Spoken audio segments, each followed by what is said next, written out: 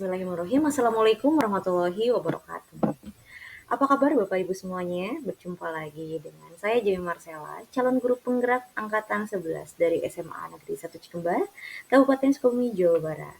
Salam guru penggerak, tergerak, bergerak, dan menggerakkan. Nah, alhamdulillah Bapak Ibu, sekarang saya sudah masuk ke modul 3.2. Di sini ada penugasan terkait dengan ruang kolaborasi tentang kepemimpinan atau pemimpin dalam pengelolaan sumber daya. Jadi di sini ada tugas untuk pemetaan aset dan juga pemanfaatannya bagaimana terkait dengan sumber daya yang ada di daerah Cikembar, Kabupaten Sukabumi. Bagaimana pemaparannya akan ada pada slide selanjutnya. Terima kasih.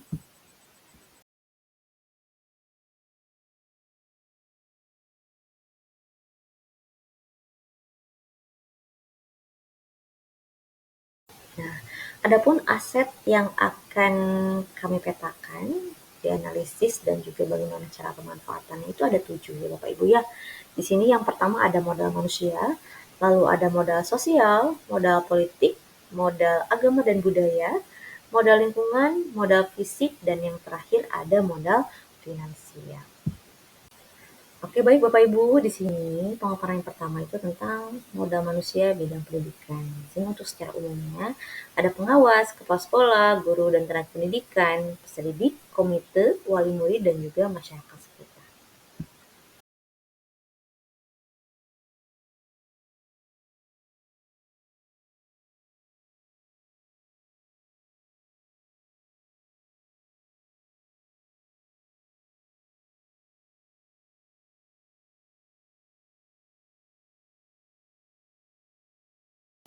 Nah, baik Bapak Ibu, di sini untuk modal sosial ada komunitas belajar atau Kombel, ada PGRI, lalu MGMP atau KKG, FKDT, OSIS dan MPK, kepolisian, dan juga puskesmas. Intinya dari semua organisasi ini, jika kita lihat pemanfaatan itu lebih kepada bagaimana cara mengkualitaskan suatu pembelajaran atau meningkatkan kompetensi guru dan juga tenaga pendidikan, serta bagaimana agar dapat terlaksana suatu kegiatan yang ada di sekolah.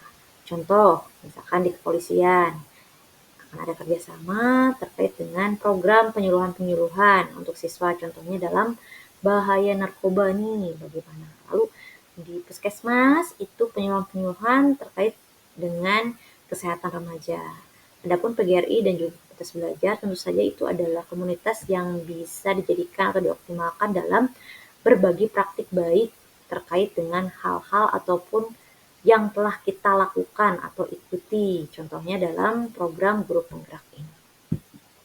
Yang ketiga di sini ada modal politik. Yang pertama ada wewenang pimpinan, sinergi polsek, sinergi koramil, sinergi puskesmas, dan juga sinergi pemerintah desa.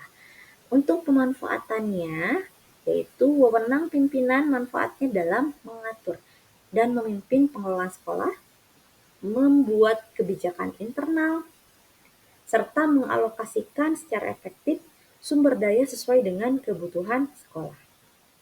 Yang kedua, untuk sinergi polsek, koramil, puskesmas, dan juga pemerintah desa dengan sekolah sesuai dengan kebutuhan, seperti pada saat kegiatan LDKS dengan mengundang dari berbagai bidang, contohnya di bidang kemiliteran, atau mengundang dari BPBD untuk kegiatan pelatihan dalam mitigasi bencana, ataupun ada kesehatan dalam kegiatan penyuluhan kesehatan dan lain sebagainya.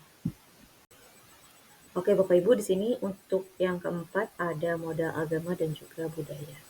Nah, di sini budayanya itu satunya ada budaya 5S, salam, senyum, sapa, sopan santun. Lalu yang kedua ada pemanfaatan dalam kegiatan Jumsi, Jumat Bersih dan juga Jumber atau Jumat Berkah. Adapun sholat duha, tadarusan, pesantren kilat, dan juga peringatan hari besar keagamaan. Di sini ada pemaparannya bahwa budaya 5S ini dalam setiap kegiatan yang ada di sekolah, baik untuk GTK, peserta didik, dan juga warga sekolah yang lainnya agar dapat menciptakan budaya positif sekolah. Lalu pemanfaatan dalam kegiatan Jumat Bersih dan juga Jumat Berkah yang memang dioptimalkan dengan adanya program ini agar dapat memperkuat karakter baik sesuai dengan profil pelajar Pancasila. Adapun sholat duha, pemanfaatannya dengan cara dimasukkan ke dalam salah satu program keagamaan yang dilakukan setiap hari sebelum dimulainya pembelajaran pada jam pertama. Adapun tadarusan, di sini salah satu program keagamaan untuk menciptakan dan juga memperkuat karakter profil pelajar Pancasila. Pesantren kilat memfasilitasi program pendidikan agama yang lebih mendalam, memberikan akses ke sumber daya pendidikan agama, serta memungkinkan kolaborasi dalam kegiatan keagamaan dan juga pembinaan karakter peserta didik. Dan juga peringatan Hari Besar Keagamaan, pemanfaatannya tentu saja hal ini untuk hal-hal yang memang dapat dijadikan penguatan karakter gitu ya Bapak Ibu. 5. Modal lingkungan. Ada sektor industri, perkebunan, pesawahan, PLTA, TPS, ternak, dan juga bangunan sejarah.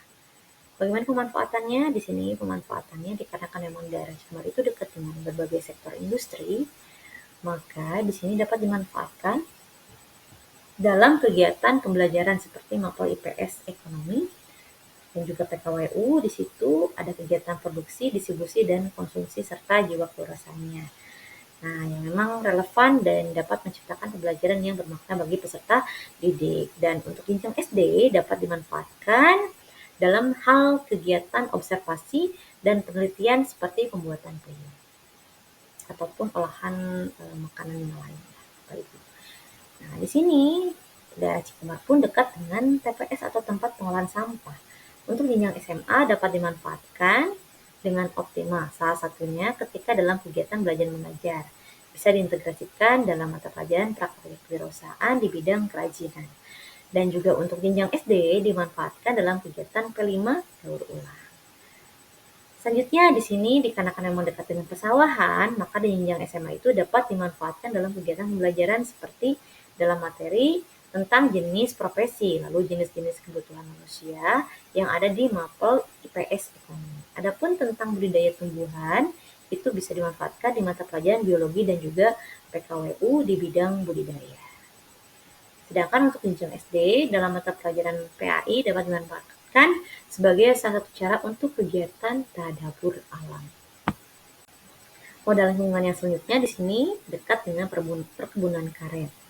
Manfaatannya yaitu dalam kegiatan atau pembelajaran seperti di materi tentang bagian tumbuhan yang ada di jenjang SD dan juga SMA. Lalu adapun dekat dengan ternak. Nah, di sini dapat dimanfaatkan dalam kegiatan pembelajaran seperti dalam mata pelajaran PKWU budidaya, mapel biologi, dan lain sebagainya yang memang relevan. Begitupun dengan jenjang SD, dapat dimanfaatkan dalam kegiatan pembelajaran yang berkaitan dengan mapel IPA.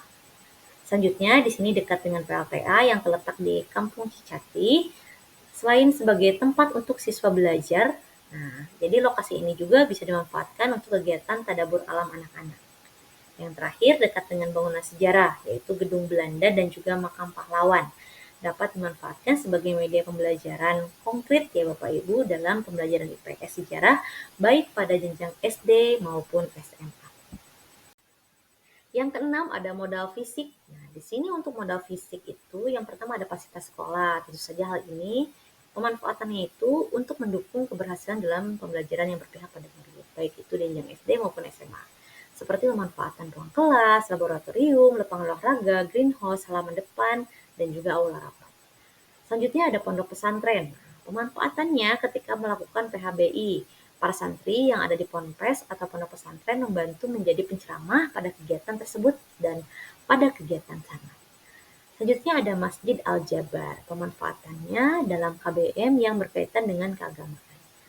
Adapun asrama haji dalam pembelajaran PAI SD tentang haji dan umroh dapat dijadikan tempat berkunjung atau studi langsung gitu ya Bapak Ibu ke kantor haji dan juga umroh. Adanya lapangan untuk kegiatan olahraga gitu ya. Jadi pemanfaatnya dalam mapel olahraga dan juga kegiatan sekolah yang relevan serta akses jalan yang memadai untuk kelancaran dalam kegiatan yang ada di sekolah. Yang terakhir di sini ada modal finansial, ada anggaran daerah, dana CSR, lalu ada pun dana BOS, koperasi sekolah, dan juga uang kas kelas serta infak. Intinya hal-hal tentang modal finansial ini pemanfaatannya itu dipergunakan sebijak mungkin, dipergunakan sesuai dengan aturan dan juga juklak-juknisnya sesuai dengan kebutuhan. Dan pemanfaatannya tentu saja ini untuk peningkatan kualitas pembelajaran. Dan ini pasti akan erat kaitannya dengan kualitas dari peserta didik itu sendiri dan menciptakan well-being atau kesejahteraan bagi peserta didik. Kesimpulan, nah di sini kesimpulannya yaitu hasil pemetaan aset dan juga pemanfaatan sumber daya di Sumber Kabupaten Sukabumi terlihat sudah dapat dioptimalkan dengan baik, yaitu bahwa kegiatan-kegiatan dapat berjalan dengan lancar yang telah disesuaikan dengan kebutuhan dan juga menghasilkan pembelajaran yang bermakna, yang berpihak pada murid, serta dapat memperkuat karakteristik pada peserta didik dalam profil pelajar Pancasila. Alhamdulillahirabbil alamin. Pemaparan tentang modul 3.2 yaitu tugas ruang kolaborasi telah selesai. Terima kasih banyak kepada Bapak Ibu semuanya dan mohon maaf apabila masih banyak sekali kekurangan atas pemaparan yang saya berikan. Akhir kata, salam guru penggerak, tergerak, bergerak, menggerakkan. Wassalamualaikum warahmatullahi wabarakatuh.